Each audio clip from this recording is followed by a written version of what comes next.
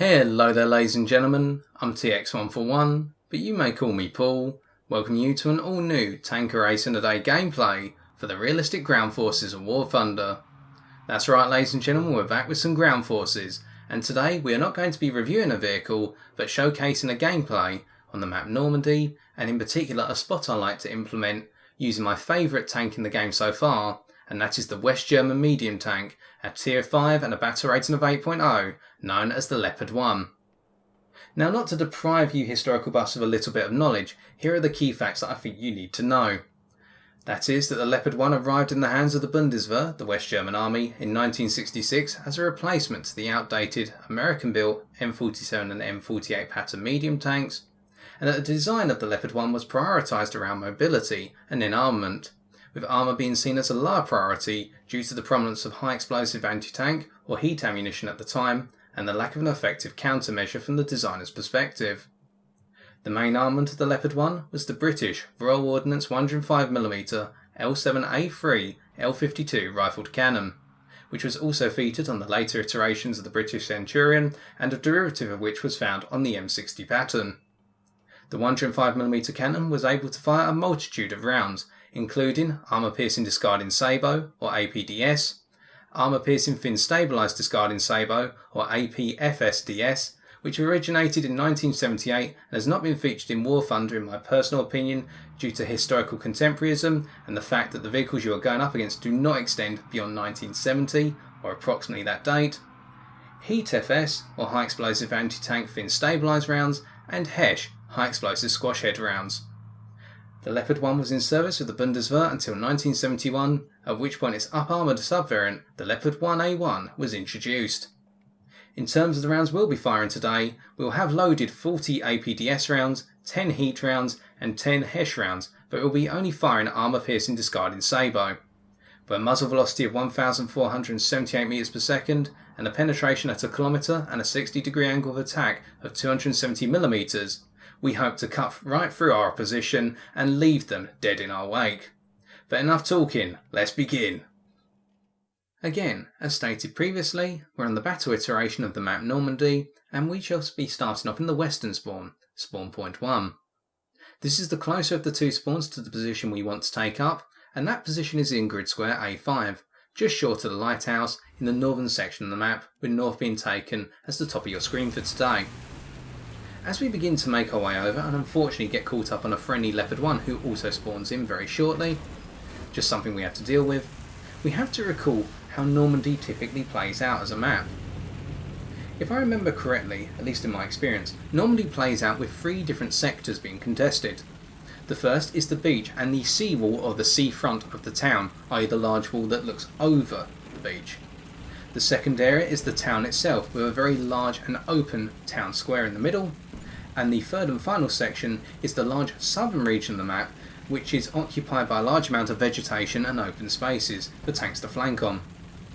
We are deciding to use the beach, not because of the mobility effects it offers, we have the mobility to get to our chosen position very quickly, but beyond that we're not going to be doing a lot of moving for today. But instead, because this position on the beach, the rock coming up on your right very shortly, is a position which enables us to get a number of flanking shots into our opponents who decide to push along the beach, or alternatively push along that sea wall, or even come down from the town onto the beach via the use of the ramparts. We are now in our position and we shall be staying here for the majority of the game. We also have to commend the fact that a number of our teammates have pushed the beach, but before we do, we see a Conqueror Mark II. Well, what was a Conqueror Mark II, but fortunately for us, our armour-piercing discarding sabot round went through the side of their vehicle into the ammo rack, which cooked off the ammunition, and also the round travelled all the way through to hit their engine and set them on fire. They were going to die one way or the other. And before we can talk any further, we see an enemy T-54 up on the central seawall by the town square, and we need to try and get a shot into them if possible. They have turned their turret, but their rounded turret is a difficult one to penetrate for APDS. We're going to give it a go. They have a very small target to hit because they've only got the tip of their turret shining over, and unfortunately we call the shot too far to the right and put a round into their curved manlet. At this point, however, we have made the T-54 turn their turret towards us, so we cannot move for the time being. On the opposite regard, we have to realise that our friendly Leopard I on the beach is actually being pushed back by a number of enemy vehicles, although we are unsure of them. But as we wait for the T-54 to look towards a different target on our team, we have to come back to our point from earlier that this position works very well when you have a number of friendlies all pushing the beach and the town. We can see on the map here we have one friendly Leopard I pushing further up the beach, the one that we just looked at in our binoculars, and we also have a mouse in particular who has pushed along the sea front, or up on that sea wall to our right. We discern an enemy vehicle in the bushes towards A, i.e. the capture point, although we cannot identify them or actually see the vehicle itself. We can only see gunfire being exchanged up there. Although we do see the turret of a chieftain, it looks like, a chieftain Mark III, gradually sauntering along the seawall. So we pop out for an observation, and we can see we've got a very, very limited amount of target to hit, with only the side of their turret, and that being the upper half. As they push beyond the little pillbox, we decide to anticipate the lead, and at the same time we also detect what will be a T-34-100 coming out of that angle as well, with the T-34 having gone into the town and making their way out towards the seafront. And we also spot a third foe, a Chieftain Mark III once again, and here we can see the Chieftain Mark III and the T-34-100 both up on the seafront. We managed to ricochet a 100mm shell from the T-34-100, and that will have put us on the radar because it was a glancing blow. As a result, we now have to wait here until the detection fades away on the radar, a feature of realistic ground forces, and we see that both the Chieftain and the T-34-100 are firing machine gun rounds towards our rock, or at least at first. There is nothing we can do for the time being, although we do spot an M60 also pushing up the beach. We decide to use our artillery to cause the T-34-100 and the Chieftain to disperse, and the effect has been made on the T-34-100. Meanwhile, the Chieftain stays put, and the M60A3 does not know that we are here, which means now the T-34-100 has gone, and we seem to be in the clear of the M60, can we get a shot into that side of the Chieftain? Well, here we go. We do, but it's not the kill shot.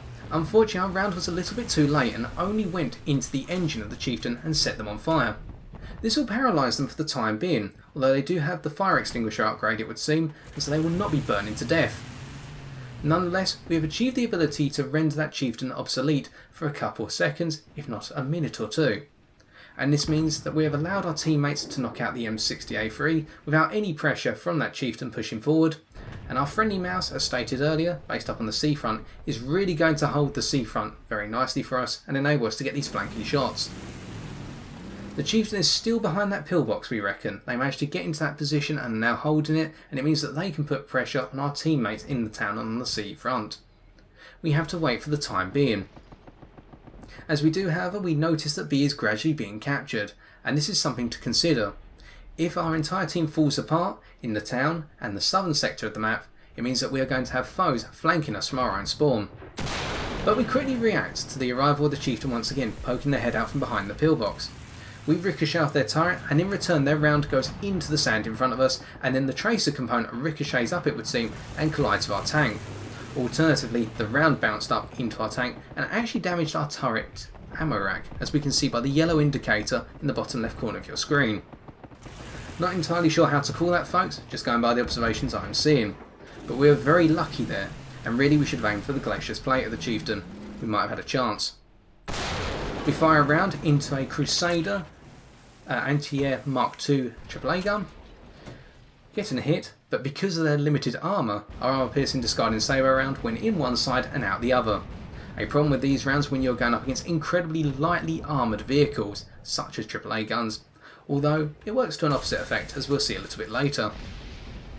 We have a Kalian, if that is how you pronounce it, pushing up on the beach, and a friendly Kugel Blitz also based in our spawn, providing support both on the beach and as anti-air support. Here they are trying to bring down an AD-2 Sky Raider, and they managed to do so, and we continue to observe. As I said earlier, we will not be leaving this position for very long. We're staying here for the whole game, and we're seeing SU-100 rushing onto the beach.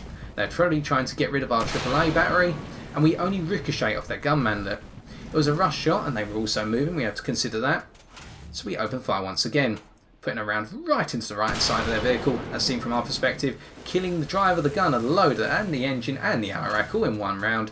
And that is what I absolutely love about armour-piercing discarding Sabo. It goes in one side, and it tears a hole in everything, and comes out the other. The Chieftain Mark III from earlier has clocked onto our presence once again and is going to observe for the time being. Gradually making their way round, and we're going to take the risk here of trying to pop a shot into them.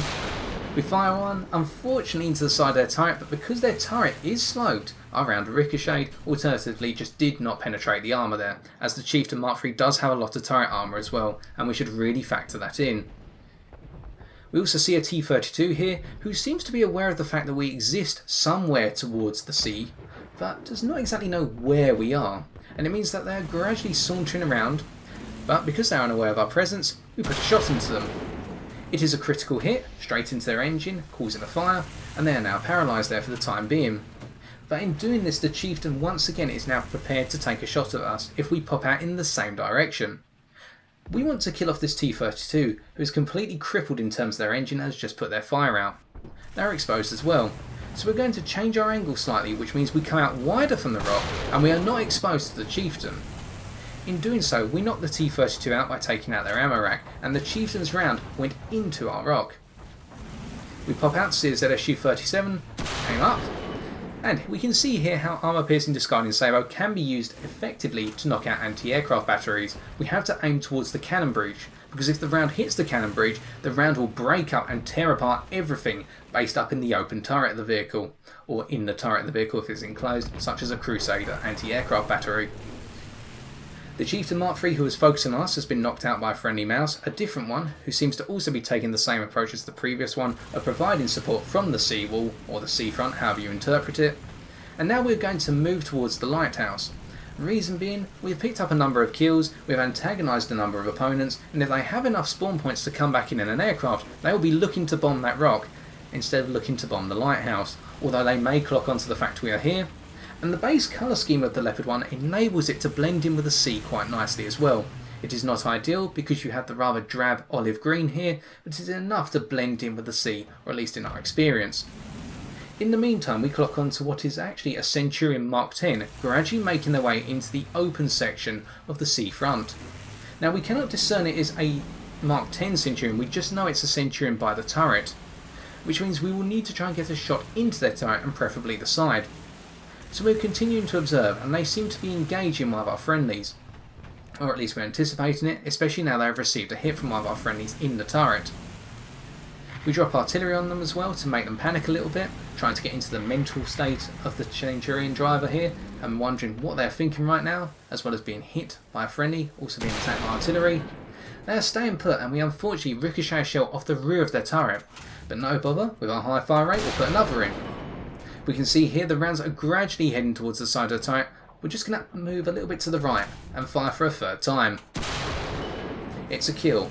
We knocked out their gunner, so they only had one crew member left, but nonetheless a kill's a kill, and that is our ace.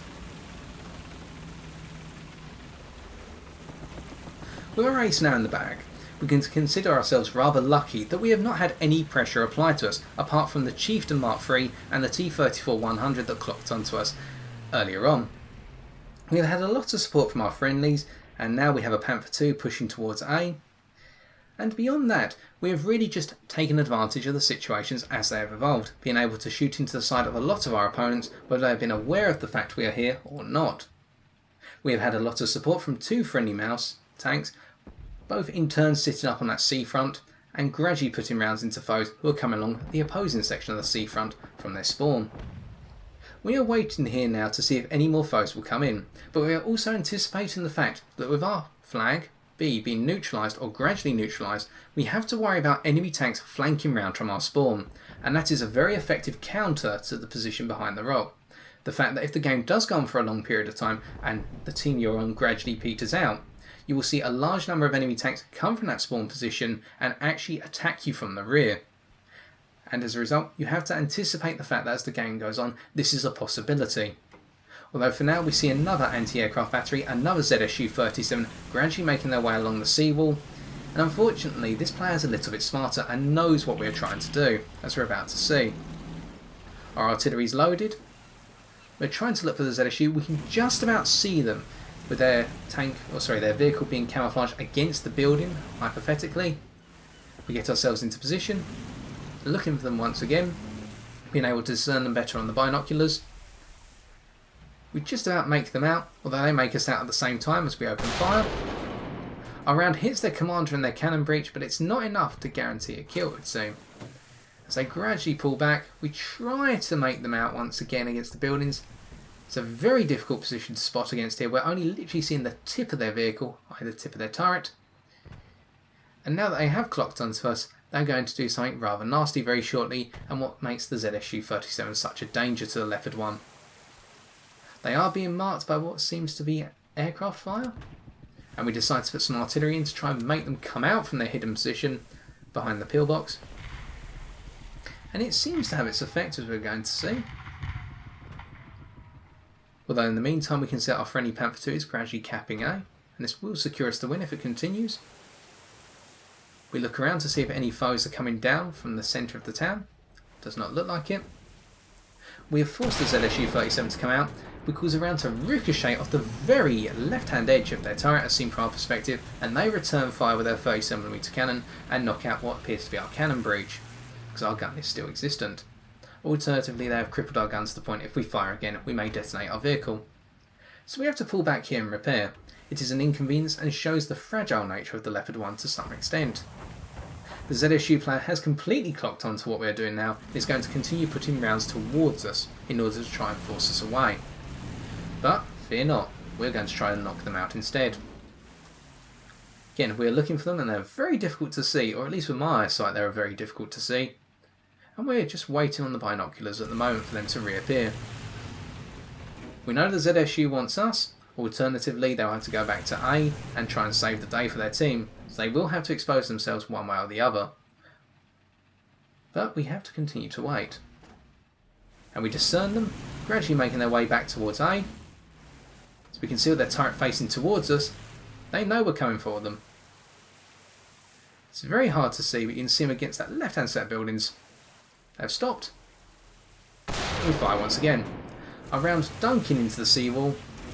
At the same time, you can see how very little vertical guidance we have to provide with our approximately 1.5 kilometers a second muzzle velocity. We put a round into their gun shield, or the shield of the turret. It does nothing, so we aim towards the cannon breech and open up once again. Our round goes directly in towards the cannon breech, knocking out the gunner and the gun breech all in one go, and we pick up our 6th and what will be our final kill of today's gameplay. For the rest of the game now, we're just going to sit tight against the lighthouse and let our teammates finish off capturing A. And we can see a number of foes have made it onto B once again, and we are going to wait for them to come through, just in case they do decide to try and overrun us and knock us out from behind. But we will be ready for them this time. We also have to be aware of the fact that enemy planes may try to knock us out, so we're just going to sit still, with our foes probably thinking that we'll be up against the rock rather than against the lighthouse here, and just look for any other threats. And for those of you wondering why I do not feature very many ground forces gameplays on this channel, over the last couple of major patches, the direction of realistic ground forces, the ground forces mode that I like to play, I occasionally play arcade and at the same time I occasionally play simulator, but realistic is where I find my greatest amount of fun. Unfortunately, in successive patches, the directionality of realistic ground forces has moved away from something I particularly enjoy. Not to say that you should not play realistic ground forces, that is just my personal opinion. And as a result, I haven't felt the encouragement to play realistic ground forces that much. And we can see here what looks to be a friendly Focke-Wulf 190, or I should say an enemy Focke-Wulf 190, we're not quite sure, but something that looks like one, even though we are on the German team flying about. But coming back to our point, because of the directionality I do not enjoy realistic ground forces as much. I will every so often put together gameplays for you and videos as a result, and I may even do the occasional tank review, but it is not something to expect too often. And it was actually a Bearcat flying above who has put their smoke on, and fortunately for us, our team captured A and the game has come to its end. Time to take a look at the post-game stats.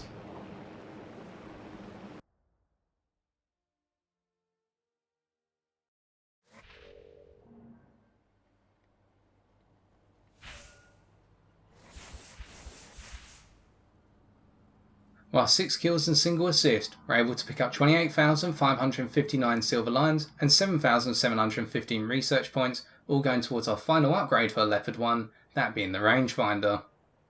We must also realise that we picked up so many research points as we are running both a premium account and a talisman on this vehicle.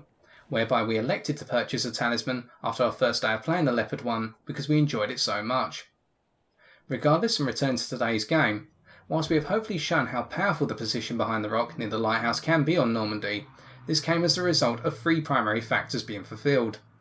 The first, the fact that we were part of a three-pronged attack, whereby we were the central prong sitting further back in the sea and sniping at our foes both up on the seawall and on the beach. The second prong consisted of our friendlies pushing along the beach, and the third consisted of our friendlies pushing through the town and along the seawall. Whenever our opponents decided to engage one of the prongs, they exposed their flanks to at least one of the other prongs, if not both of the other two prongs.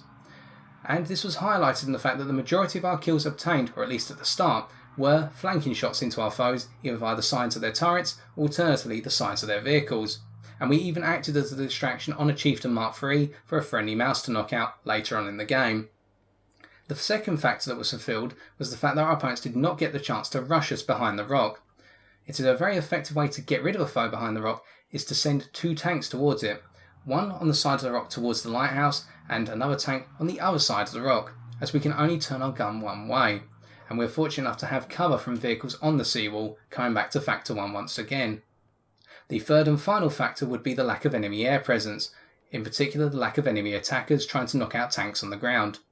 And when the enemy attackers did appear, there was a large amount of anti-aircraft presence on the ground for our team, which was able to dispatch planes such as the 82 Sky Raider very quickly and allow us to stay alive. And by sitting in this position and gradually firing away at our opponents, we're able to come first by comparison to the rest of our team. And whilst we did sacrifice our core trait in the Leopard I of mobility, sometimes it is nice to take a static approach and listen to the sounds of the waves as they break along the seashore.